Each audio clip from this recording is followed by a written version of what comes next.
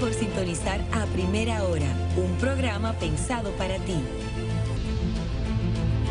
Señores, lo dijimos, lo prometimos y aquí lo cumplimos. En A Primera Hora recibimos al abogado y dirigente político del Partido Revolucionario Moderno, Guido Gómez Mazara, en el apogeo de la presentación de su nueva obra literaria, Transición Electoral, que ya yo me tengo que decir que estoy contenta porque Guido ya me trajo una autografiada, señores. Miren qué monería, estoy contenta con eso. Buenos días, Guido, no fue a mí, solo fue al equipo. Buenos días, siempre es un placer venir con ustedes. Hoy es lunes, inicio de semana. Claro, te queríamos la semana pasada porque había unos temas bien calientes. Yo sé que tenía una crisis bronquial. Sí, no, yo sé que tu agenda siempre está apretada, pero cuéntanos un poquito primero, porque estuvimos haciendo el comentario, vimos lo que fue la presentación del libro, vimos ahí que te acompañó el presidente Luis Abinader, y que nos des un poquito de detalle de transición electoral y el porqué del lanzamiento de este libro. Con gusto y gracias por la invitación. Regularmente, y es una reflexión que hace el doctor Diógenes Céspedes, la historia dominicana, nuestros historiadores, todos brillantes, han sido constructores de los elementos fríos de los procesos. Sin embargo, en la vida política dominicana, sobre todo después del ajusticiamiento de Trujillo, hay muchos elementos no definidos que en gran medida marcaron los comportamientos electorales. Y hay una gran discusión alrededor de que cuándo comenzó la transición democrática. Si fue con las elecciones de diciembre del 62 y la victoria de Juan Bosch, o con la victoria de Antonio Guzmán. Lo que nadie discute es que el hilo electoral del país comenzó con las elecciones de junio de 1966, que fue una victoria entrecomillada por algunos y por otros no, del doctor Joaquín Balaguer. Y en función de eso lo que hemos hecho es un trabajo de 4 años, que gracias a la apertura y la receptividad del doctor Roberto Casá, en el Archivo General de la Nación, que es un excelente servidor público, lo hicimos. Y el interés es marcar los elementos básicos de ese 1 de junio del 66 hasta la victoria del doctor Leonel Fernández Reina. Son 30 años.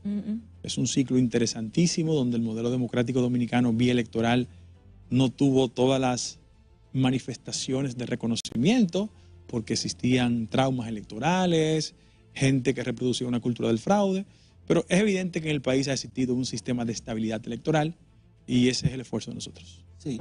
Guido, yo le decía el día que vimos la lectura un comentario que pareciera como ligero, pero me llama la atención que durante ese trayecto, justamente, faltan 2 presidentes en la carátula. Falta el presidente Guzmán y falta el presidente Jorge Blanco. Estos 3 símbolos, quizá por su peso político en ese estado, ¿por qué le da carátula de estas 3 personas? Dígase Juan Bosch, Balaguer. Lo cierto es que post año 1966, las figuras que tuvieron más presencia política en la vida nacional fueron ellos 3. Por su liderazgo, por su arraigo. En el caso específico de 2 expresidentes que tú citas, eran presidentes, pero no eran líderes de partido. Entonces, el debate electoral no solo puede concentrarse alrededor de la candidatura presidencial, sino del peso específico de esos liderazgos. A tal punto que en el caso del doctor Peña Gómez, es bueno recordar que si bien es cierto, solo fue candidato después, en el 90, cuando el PRD de ese momento estaba dividido, era entendible que ya Peña generaba un liderazgo importante en el marco de la guerra civil de 1965. Es decir, Peña era un líder más reconocido que el candidato presidencial del PRD de ese momento. Fue la razón fundamental de ese primer tomo, porque, repito, es un primer esfuerzo de 30 años y ya estamos avanzando muchísimo en el otro ciclo, que va a ser 1996-2024. Eso es el tomo 2. Sí. Guido, tal vez algunos aspectos interesantes que se pudiesen pues retratar de esa primera parte, digamos, de nuestra historia democrática, sobre todo porque comenzamos nosotros a construir una cultura democrática a partir precisamente de ese año. Con gusto. Regularmente los procesos electorales solo producen lecturas de resultados, de votos. Y casi nunca se hace un análisis de los componentes que parecen invisibles pero tienen impacto. Por ejemplo, el doctor Joaquín Balaguer ganó en 1966 las elecciones. Sin embargo, entre el año 66 hasta el 73, que fue la crisis de Yom Kippur, que fue una crisis producto de un conflicto en Medio Oriente que incrementó los precios de los combustibles considerablemente, el modelo económico dominicano creció 12.5%. Sin embargo, después del 73 hasta el 78, hubo un descenso de 12.5 a 5.7. Y en el 78, cuando la gente va a votar, quería salir de Balaguer, pero había un proceso inflacionario. Esos son componentes invisibles que la gente no lo percibe. Segundo lugar, hay un tema también que llama la atención y es que la crisis internacional con la salida del Shah de Irán generó una perturbación inflacionaria en el país. Gobernaba Guzmán, se hizo una gran huelga y es la famosa huelga en que Magluta fue a la parte alta de la capital y dijo: le vamos a dar candela a los conspiradores. Se creó la frase de Jacobo Candela. Por ejemplo, el acontecimiento de 1984, la Poblada, fue el resultado de elementos externos. Llegó una crisis en México, que fue la crisis del tequila, donde el presidente López Portillo declaró un impago. Eso generó todo un proceso inflacionario y ahí llegó a la Reserva Federal de los Estados Unidos Paul Volcker, que fue una de las figuras importantísimas, y él hizo una transformación, pero encontró una economía que en Estados Unidos es significativo: 7% de desempleo, 11% de inflación. Y esos elementos fue lo que condujeron a que en el año 84 se hiciera ese acuerdo, un acuerdo con el Fondo Monetario Internacional que se llamó a sí mismo Acuerdo Sombra, que constituyó el primer hilo donde ese PRD histórico y el doctor Bellan Gómez perdieron su base popular y social, porque la gente salió a las calles, ustedes no estaban nacidos, fue una Semana Santa, se incrementaron los precios, la gente llegó el domingo y salió a las calles, 300 muertos de manera oficial. Entonces, esos son los elementos que la gente, por ejemplo, no conoce bien. Y hay un hecho que muchas personas no recuerdan, y yo debo preservarlo aquí, y es que en las elecciones del año 1990, el elector típico del PRD se movió hacia el PLD. El PRD estaba dividido entre PRI y BIS, y una parte importante de esos electores se fueron donde Juan Bosch. Y hay que recordar un acontecimiento no del todo agradable para los amigos del PLD, que fue la declaración oficial del entonces responsable del centro de votación y de los cómputos del PLD, don Víctor Grimaldi, quien dijo en el marco de un escarceo de que en los datos oficiales del PLD existía la información cierta, creíble, de que el Partido Reformista estaba arriba. Por ejemplo, en el año 94, en esa transición 94-96, el fraude a Peña, la intervención del embajador Graham, que tuvo un rol importantísimo, y el pacto burlado, que en principio extendía solo a 18 meses de ejercicio presidencial del doctor Balaguer, se movió a 24, y en principio era 45% en primera vuelta, y se movió a 50. Esas interioridades, yo creo que hay que recordarlas porque es una contribución a las nuevas generaciones, y a la gente que tiene compromiso democrático, de que esos episodios nefastos en la vida nacional tienen que mantenerse como referente de la historia y jamás reproducirse. Para no repetirse. Y preguntarle, Guido, porque mencionaba precisamente Elías el hecho de esas tres figuras en la portada, aunque hayan habido otros que hayan ejercido como presidente, pero también al ver esas tres figuras pensamos en el escenario incluso político actual, porque siguen vigentes y siguen siendo incluso referidas. Recordamos el discurso del presidente Abinader en el marco de la campaña, de decir que tanto Bosch, Balaguer y Peña estuvieran orgullosos de su obra de gobierno. Quizá evaluar cuál es el impacto actual que tiene o el peso actual de estas figuras dentro del ejercicio político dominicano. Lo que pasa es que ellos serán siempre referentes, porque en tiempo y espacio les tocó un rol en un contexto muy singular de la vida nacional. Te lo resumo rápido: 30 años de dictadura, victoria de Juan Bosch, golpe de Estado, triunvirato, guerra civil, una guerra fría que tenía impacto en la República Dominicana. Y ellos tenían una virtud muy especial: eran más que políticos, intelectuales. O sea, Bosch, Peña y Balaguer definían el curso de la ideología de sus organizaciones. En la actualidad no es así, porque aquí hay una vaciedad en el discurso. Creo que los partidos políticos han renunciado a su compromiso de carácter ideológico, su escuela de formación, y eso lo coloca a distancia. Tú puedes discrepar de cualquiera de esos líderes, pero tenían calidad, competencia, formación y sentido de compromiso. En la actual coyuntura estamos viviendo una democracia más líquida, más light, donde ustedes como comunicadores tienen una cuota de responsabilidad, donde los elementos de la forma a veces pueden más que el fondo, que es una tragedia. Y por vía de consecuencia creo que todavía ellos van a tener mucho peso específico en el discurso político nuestro. Sin embargo, cada época pare las características de su liderazgo. Creo que a posterioridad de ello, muchos de sus líderes tendrán pocas de sus virtudes y muchos de sus defectos. Entonces, los partidos políticos en esa época eran partidos que expresaban la voluntad del caudillo. Peña, Bosch y Balaguer tenían rasgos de caudillo, era evidente. Hay un episodio importante que yo narro ahí de cómo Balaguer y Bosch manejaron los relevos y Peña, cómo Balaguer decapitó primero a Lora, que era su compañero de boleta en el 66, cómo fastidió a Fernando, Víctor Gómez y al mismo Jacinto Peinado. En el caso específico de Juan Bosch, Tonito Abreu, Rafael Alburquerque, y el experimento del año 1990, con todas las posibilidades de ganar, se trajo un ingeniero apellido Hernández de Santiago, desconocido, sin ningún tipo de potencialidad.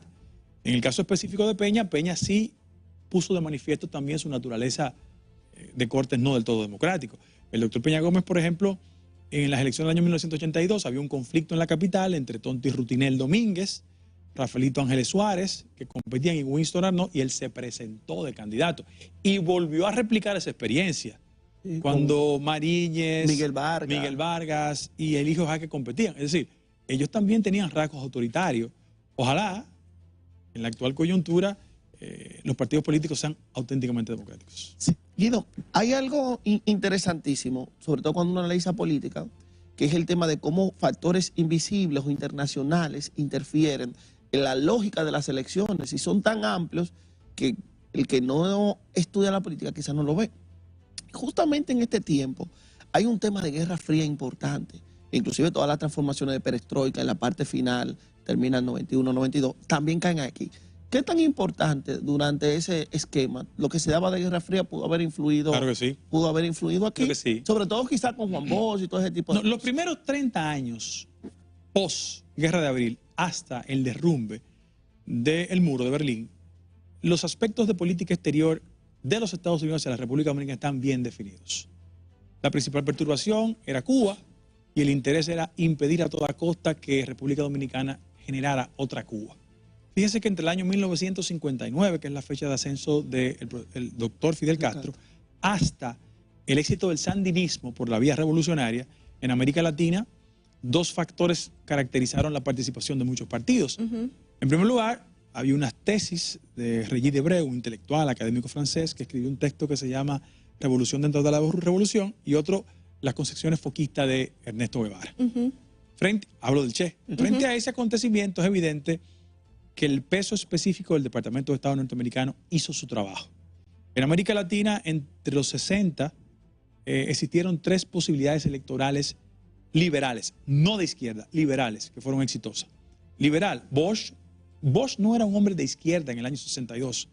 El fundamento doctrinario del PRD en ese momento era la Revolución Democrática, que era un ayornamiento entre las tesis de Víctor Raúl Haya de la Torre y el pensamiento social agrarista del PRI en México. En ese mismo orden también, sí pasó en Chile. Evidentemente el doctor Salvador Allende sí era un hombre de izquierda. Eso está fuera de discusión. Y en Guatemala, Juan Jacobo Arbenz también fue derrocado.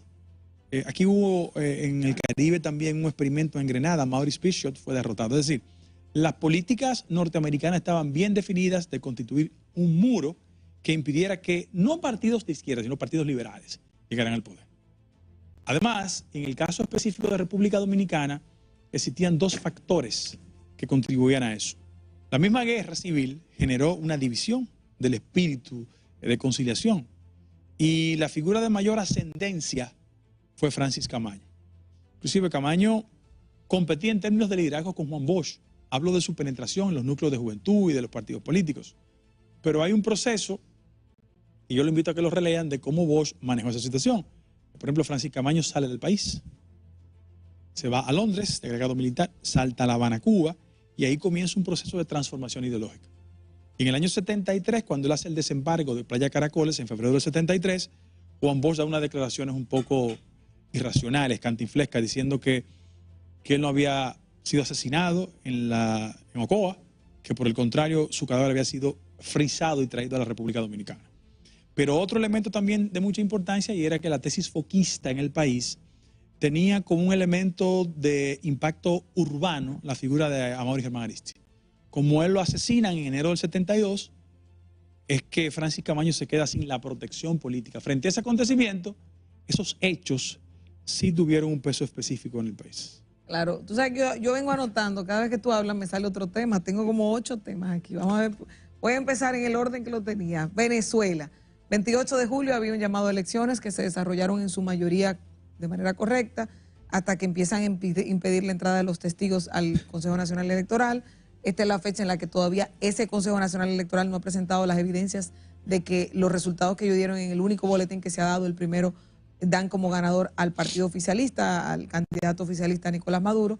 Y hemos visto las manifestaciones, la gente en Venezuela, el exterior de Venezuela, aquí en República Dominicana, en Madrid, en diferentes partes del mundo, decir que quien ganó fue Edmundo González Urrutia y no Nicolás Maduro.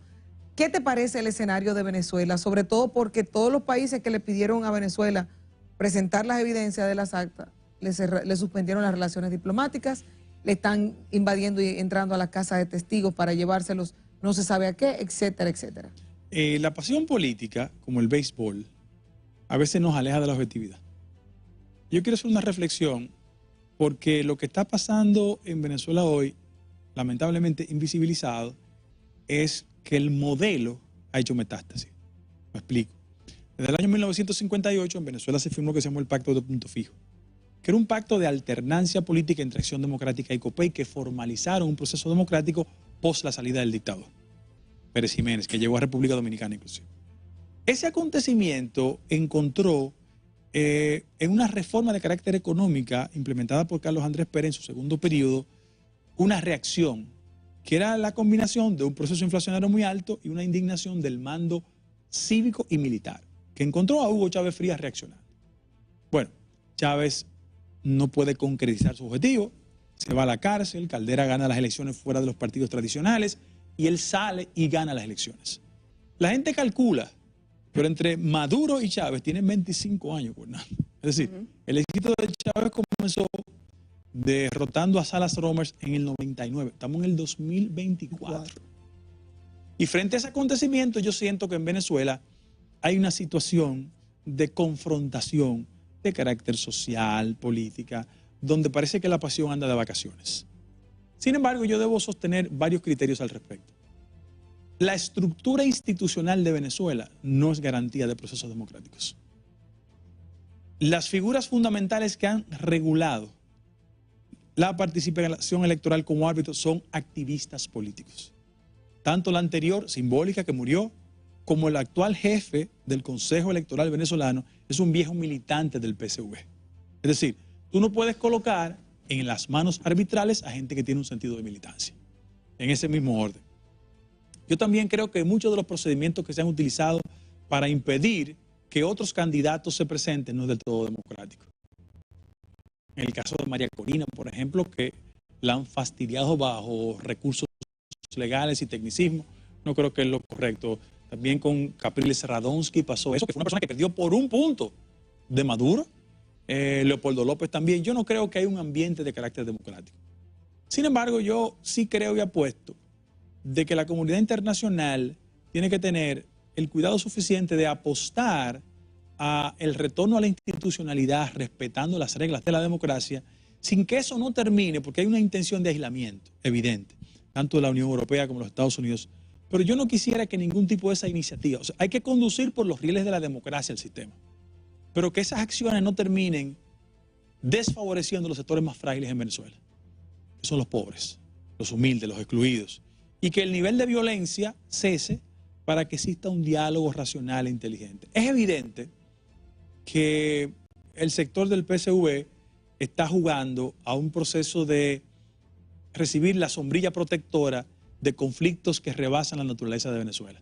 Fíjate que los gobiernos que han reconocido el proceso electoral venezolano tienen una definida orientación de confrontación internacional con los Estados Unidos. Y por otro lado, lo que ha hecho los Estados Unidos, que no es la primera vez, ha reconocido un resultado electoral. El caso de Guaidó fue un ejemplo. Ellos hace un tiempo reconocieron oficialmente a Guaidó. Han hecho lo mismo con González. Y lo racional es que cada vez que eso pase en América Latina, yo pienso mucho en República Dominicana.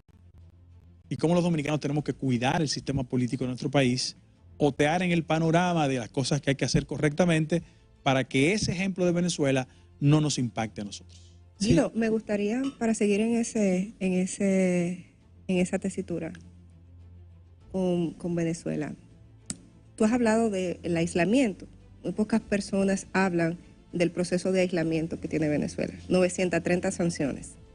Entre ellas, Venezuela no puede adquirir medicamentos para el cáncer o medicamentos comunes como aspirina. Tiene que ir a China a comprarlo porque no lo vende ni la Unión Europea ni lo vende Estados Unidos. Desde un reconocimiento a una persona que no se presentó a una elección, que es Juan Guaidó. Tiene ahora mismo 13.000 millones de dólares embargados. No lo digo yo, lo dice el sistema de Naciones Unidas, la gente lo puede ir a buscar. En activos fijos. Activos fijos que ellos los tienen embargados son de su propiedad, pero que Estados Unidos los usa y usa ese dinero que es de Venezuela. Tiene sus reservas de oro congelados en el Banco Central de Londres, sus reservas de oro. Yo pregunto, ¿también no hay un poco de hipocresía de la comunidad internacional? Porque tampoco es que se ha solicitado amablemente, ha exigido. ¿Tiene la comunidad internacional potestad de exigir a un país que es soberano hasta ahora? Porque es soberano. Vamos por parte, ¿no? mira. La comunidad internacional tiene parámetros. ¿Que los instrumentalicen en alguna coyuntura? Yo creo que sí. Claro. Ahora, vuelvo al alegato. La mejor muestra de que un embargo o cualquier tipo de restricción económica constituye al final de la jornada la gran excusa para que las autoridades de un país no sean eficientes es el caso de Cuba. Cuba tiene más de 50 años con un embargo. Y evidentemente el recurso reiterado que se ha utilizado es que las cosas no van bien en Cuba por el embargo. Yo creo que es una combinación de los dos elementos. Claro. Sin embargo, en el caso específico de Venezuela, yo debo decir que la relación institucional que hay con muchos países respecto de Venezuela es que te cuestiono tu modelo democrático, pero hago negocios en el orden del petróleo y sus derivados. Exacto. Yo creo que no hay mucha sinceridad en la actuación de la escena internacional.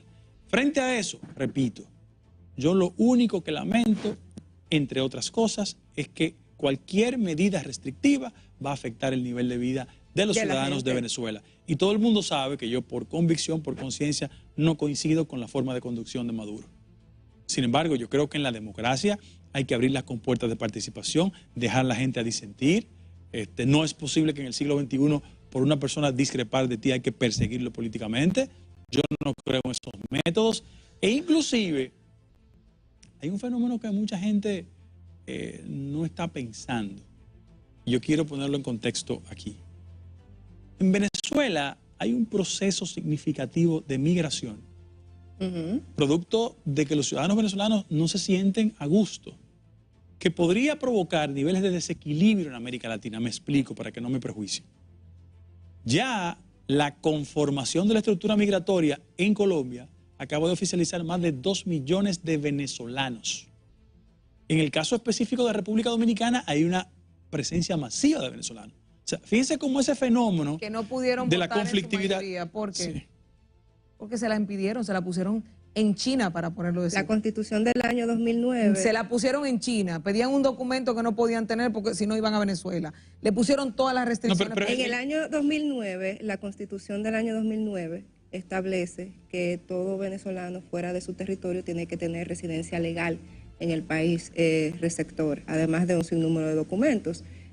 Hay documentos que incluso la República Dominicana pide para empadronar fuera de la República Dominicana, y lo digo con propiedad porque yo fui en abril de este año a llevarle documentos que le faltaba a mi familia para que pudiera votar en las elecciones del año 2018 y que tenían que hacerlo aquí.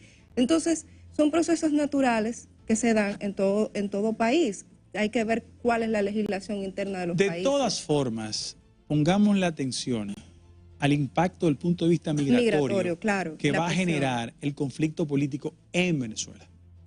Yo solo lo hago como recordatorio. La República Dominicana, inicialmente producto de un conflicto con similares características, posguerra de abril, generó un fenómeno migratorio que hoy tiene lecturas positivas porque el impacto de la remesa está fuera de discusión. Claro. Sin embargo, en el caso específico de Venezuela es evidente los núcleos masivos que han salido de Venezuela y van a seguir saliendo. Guido, aprovechar que usted tocó una parte de la historia venezolana. Carlos Andrés Pérez intentó hacer unas reformas, atacado fuertemente por la oligarquía venezolana en su momento. Esas reformas no pudieron ser llevadas a cabo, pero ese ataque fue orientado a disminuir la capacidad de los partidos políticos y a atacar el sistema de partidos. Después de ahí hubo 2 presidentes interinos, hasta que ya llega Caldera, Rafael Caldera. Rafael Caldera. Entonces, está viviendo Venezuela, porque aunque tuvo un tiempo de bonanza, porque se disparó el petróleo, ¿verdad? Y de un presupuesto de $30 llegó hasta $100 y pico el barril en ese momento. Está viviendo Venezuela todo la responsabilidad de no haber podido en su momento hacer las reformas que le competían para poder continuar. Los riesgos de políticos clásicos respecto del tema de reforma siempre encuentra en una debilidad de su popularidad muchos riesgos. En América Latina, en los últimos 30 años, las políticas de reforma generan consecuencias de carácter electoral. En el caso específico de Venezuela, Carlos Andrés vuelve en un segundo contexto. Evidentemente, ese Moisés Naín, que escribe artículos y cosas, era su ministro de Economía en ese momento. Y él hizo, junto a un grupo de Chicago Boys, ajustes importantes a la estructura económica venezolana en su momento. Resultados, salida del poder. El problema es que el modelo económico venezolano, por las características productivas del petróleo, en un 90% depende del petróleo.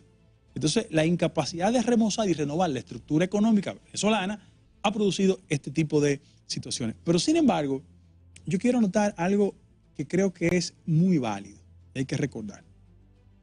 En Venezuela hay una combinación en esa etapa de la vida venezolana del agotamiento del modelo de Acción Democrática y COPEI con la apuesta a un outsider. Es decir, Venezuela siempre ha tenido un nivel de estabilidad política mayor que el de nosotros. En medio de muchas crisis del país, los venezolanos fueron muy solidarios. Las sanciones que se generaron a República Dominicana en la época de Trujillo fue el resultado de una acusación de la OEA en la que se colocó una bomba al presidente Rómulo Betancourt. Hay que recordarlo. Pero en el caso básico que estamos hablando, yo quiero decir que Venezuela, que es materia de muchos análisis, fue también la apuesta a grupos alternativos políticos que nunca llegaron a concretizar. En la época entre Acción Democrática y COPEI, en Venezuela existió una guerrilla. Fabricio Ojeda, esos jóvenes que están ahí, que se llaman Elsis Rodríguez y Jorge Rodríguez, que son las figuras fundamentales del madurismo dentro del chavismo, porque hay un proceso de evolución interesante. Son hijos de una figura importantísima del movimiento y de las guerrillas. Su padre lo asesinaron, lo tiraron de un helicóptero en época de la guerrilla en Venezuela. Por ejemplo, mi hermano se llama Fabricio porque mi papá en Cuba conoció a Fabricio Ojeda, un líder importante de la izquierda venezolana. O sea, tenían una relación en República Dominicana y en una parte importante de América Latina. Douglas Bravo, por ejemplo, que después fue ministro de Economía, era una persona también de izquierda. Y ellos apostaron un proyecto alternativo con el nivel de popularidad de Chávez en su coyuntura. Sin embargo, yo debo decir que uno de los componentes que motivó el éxito de la proyección política internacional de Chávez fue que su llegada al poder se da en un marco de favorabilidad. Precios altos, posicionamiento de las commodities y expansión de la inversión china en este lado. Y eso provocó lo siguiente. Chávez ganó Evo, ganaron en Brasil, ganaron los Kirchner, hasta en Paraguay ganaron. Y él, con esos excedentes y a través de Petrocaribe, y nosotros los dominicanos sabemos perfectamente lo que eso implica, hizo una penetración significativa en América Latina. En esa coyuntura, ahora es imposible, porque hay un proceso inflacionario en Venezuela, hay dificultades económicas y ya no pueden expandirse y colocar candidatos afines a sus intereses. Guido, ahí precisamente en la parte en la que iniciabas a responder esa parte de la pregunta, mencionabas el peso específico que tienen las reformas en los liderazgos políticos. El presidente Luis Abinader ha decidido llevar a cabo una serie de reformas y hoy precisamente en la tarde se anunció que a las 5 de la tarde en la semanal el presidente iba a presentar al país la reforma constitucional. Ya hay una previa de unas encuestas que se realizaron vía WhatsApp con respecto a algunos planteamientos. ¿Qué expectativas quizá tienes de esa propuesta de reforma constitucional? Y en cuanto a los postulados que se compartieron durante este fin de semana, la disminución del número de congresistas, la prohibición de modificación al tema del nunca jamás en la Constitución. Unificación de las elecciones. Unificación de las elecciones. ¿Qué te parece en ese sentido esa propuesta? Bueno, yo no quiero entrar en el territorio de la indiscreción, ¿no? ¿Verdad? Porque yo la conozco.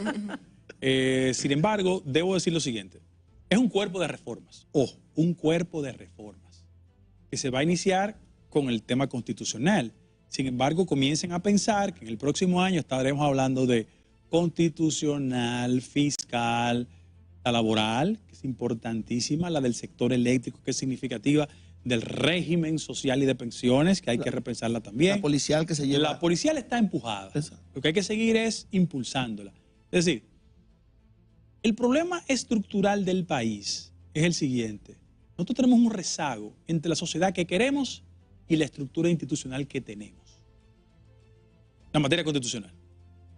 Bueno, hay legítimas sospechas históricas, hay un síndrome en este país porque de las 39 reformas que se han hecho, 35 han girado sobre el tema de lo estrictamente presidencial. Y aunque hay un compromiso de no transitar ese territorio, la gente dice, tengo legítimas sospechas. No, los elementos fundamentales de la reforma van a consistir de la siguiente manera, en lo constitucional. 1, unificar las elecciones. Haz un cálculo de costos. Los invito a que lean cuál fue la inversión vía presupuesto que se hizo en el sistema de elecciones pasado.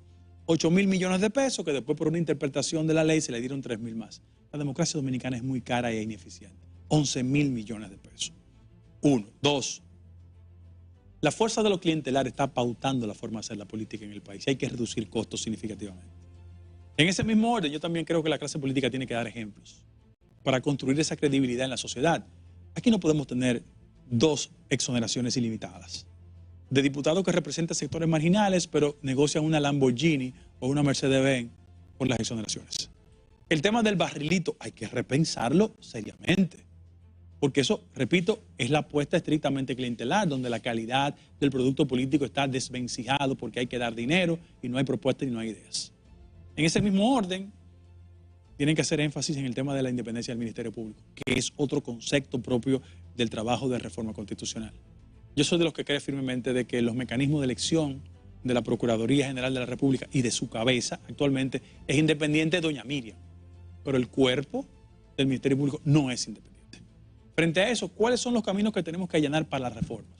Yo creo, por ejemplo, que el periodo de duración de un procurador o procuradora no debe coincidir con los ciclos presidenciales. No debe. No. Y que la persona que sea designada debe tener por lo menos 10 años sin militancia política. Sin militancia. Y que el mecanismo de elección sea una combinación entre el Poder Ejecutivo y otro poder del Estado, en este caso, el Congreso, para dinamizar fórmulas mucho más inteligentes y racionales. Y yo creo que, por ejemplo, como al estilo en el Consejo Nacional de la Magistratura, se haga una evaluación de los más calificados para que el país sepa quién tiene las competencias, quién tiene la formación, quién tiene la preparación. Hay un tema... ¿A quién tú propondrías ahora mismo? Nosotros hicimos un debate hoy. Yo no quiero incurrir en el territorio de las preferencias porque no es elegante. Ok. Pero tú sabrías... Pero creo que después de Miriam Germán Brito, no hay posibilidad de colocar a un activista político al frente de la Procuraduría General de la República. Eso mismo decíamos. Esto es un hecho. Ahora, hay otros temas... Que se quite Guillermo Moreno de ahí, ¿no? Hay temas que desde el punto de vista de lo social hay que repensarlos. En términos matemáticos, lo que ha pasado en la República Dominicana es lo siguiente. Los últimos gobiernos en gasto público ha sido sinónimo de 19% del Producto Interno Bruto. El recaudo nacional alcanza 15% del PIB. Esa diferencia es el 4% del PIB. Eso es alrededor de 255.000 millones de pesos. Sí, como 280 este año. Frente a eso, ¿qué hacer? ¿Cuáles son las puertas que hay que tocar para generar la sensación de que un incremento de recaudo no dispara las tasas impositivas? Y que un proceso de reforma no termina agitando los bolsillos de los más frágiles, haciéndole perder su poder adquisitivo. Ese es el debate. Y tanto organismos como el BID, Banco Mundial, Fondo Monetario han dicho de que la República Dominicana tiene 3 grandes desafíos. Revisar el tema del pago de los intereses de la deuda, 3.5 del PIB. Segundo lugar, las exenciones fiscales. El año pasado representaron 5% del Producto Interno Bruto. Ahí hay 2 sectores que son nodales de la economía, zona franca y turismo. Y en tercer lugar, no se sientan mal porque le voy a decir, por la cultura de la evasión. El año pasado, 43% de evasión solo en el ITEBI, que es un impuesto indirecto.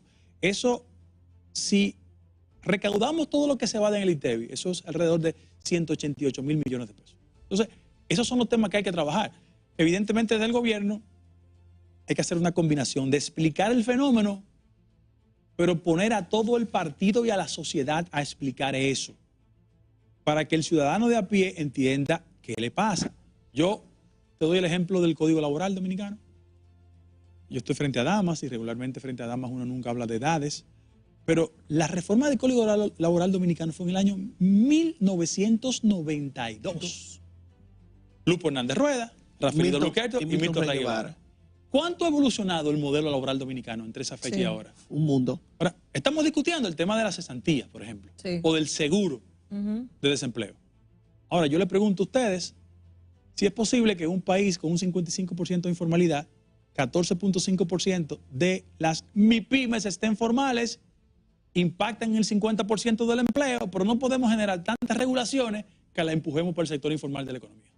Esos son los temas que hay que discutir. Y yo le pido como que nos quitemos el uniforme de políticos. Porque una reforma va a impactar a toda la sociedad. Yo no recuerdo ningún tipo de reforma que cuando usted va al supermercado le pregunten si usted va a comprar porque es del PRD, del PRM, la Fuerza del Pueblo. Esos son temas de nación. Lamentablemente aquí los políticos, todos, salvo reconocidas excepciones, juegan a la coyuntura electoral. Y eso ni es bueno, ni es saludable, y nosotros no podemos usar nuestra mayoría para atropellar a nadie, por el contrario. Esto no puede ser un partido que ganó unas elecciones para tener su Congreso. Eso no es así. Eso no es democrático, eso no es válido. Hay que escuchar los planteamientos que hacen los amigos del PLD, de la Fuerza del Pueblo y de los otros partidos políticos, los grupos sociales, el sector empresarial. Hay que hacer una especie de ayornamiento social para que la gente, cuando apuesta a la reforma, se dé cuenta por dónde va la República Dominicana, lo que tenemos que preservar, lo que hay que avanzar y que mire otras realidades. Te lo doy como dato. El primer cuatrimestre del año, solo por concepto de inversión extranjera, 1.400 millones de dólares, se proyectan 4.500. Donde hay paz social, la gente va a apostar e invertir. La gente no va a Venezuela por la situación de conflicto que hay. La gente no va a Haití a invertir. Tengo todo el respeto por esos países.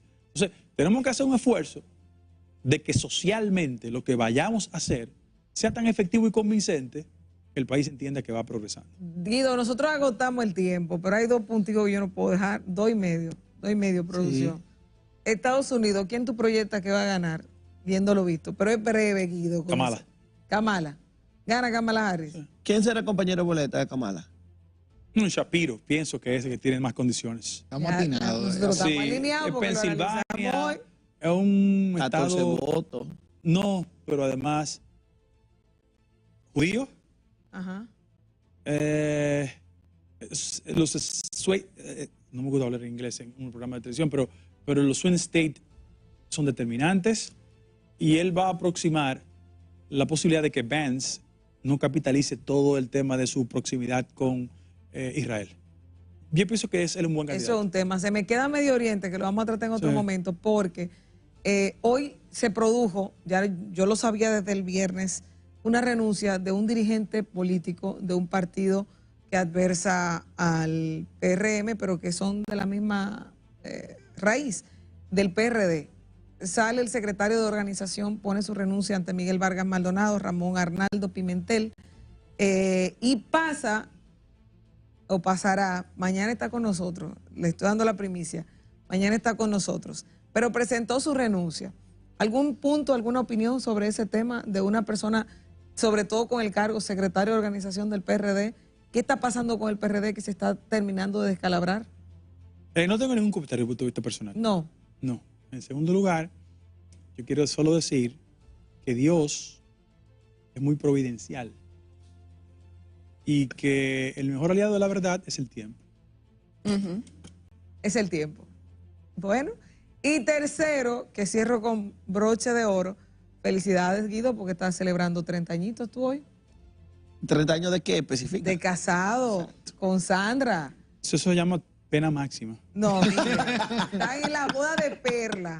Miren ahí. La pena máxima. Sí, déjame decirte que me encantó el comentario que tú posteaste esta mañana. Vimos, gracias al equipo nuestro que está bien pendiente, que Guido posteó una felicitación muy especial donde dice: hace 30 años, una noche como la de hoy, decidimos un proyecto de vida juntos, la decisión más inteligente. Admito su mal gusto. Está diciendo que ella tiene mal gusto. Gracias a Dios por los 3 hijos, los momentos duros y el convencimiento de construir una fortaleza impenetrable que produce el amor, comprensión y tolerancia. Felicidades para ti, para Sandra. No, y la estatua se la vamos a llevar a ella en la tarde. Sí, para le va a llevar colocarla una estatua. en la sala. Sí, yo me Él imagino lo reconoce. que hoy tú tienes la agenda liberada en la tarde, total, En la para tarde, ella, en ¿verdad? la tarde. Bueno, pues desde aquí nosotros a Sandra, que he conversado con ella, he compartido con ella en pocas pero importantes ocasiones, nuestras felicitaciones en estos 30 añitos al lado de Guido. Guido, tú eres un cachú, me dice no. Y agradecer a Guido ¿El por libro? No, gracias por el Claro. libro, de verdad. Será que sí. rápidamente devorado. Hay varios temas más porque la verdad es que ya son las 9. Guido, hay más cambios y no podemos hablar de los cambios, para dónde va Guido, no le hemos podido preguntar eso y sobre todo otros temas más, pero eso lo dejamos para la próxima entrevista. Así que Guido Gómez Mazara, muchísimas gracias por haber estado con nosotros hoy aquí. Muy rica ¿Todo bien, entrevista. Guido? Gracias. ¿Todo bajo control? Bien. Bien. Nos vemos en la próxima. Mañana tempranito, aquí en La Primera Hora, Ramón Hernando Pimentel nos acompaña y hay otra figura interesante que viene a compartir con nosotros, así que no se lo pierdan. Bye bye.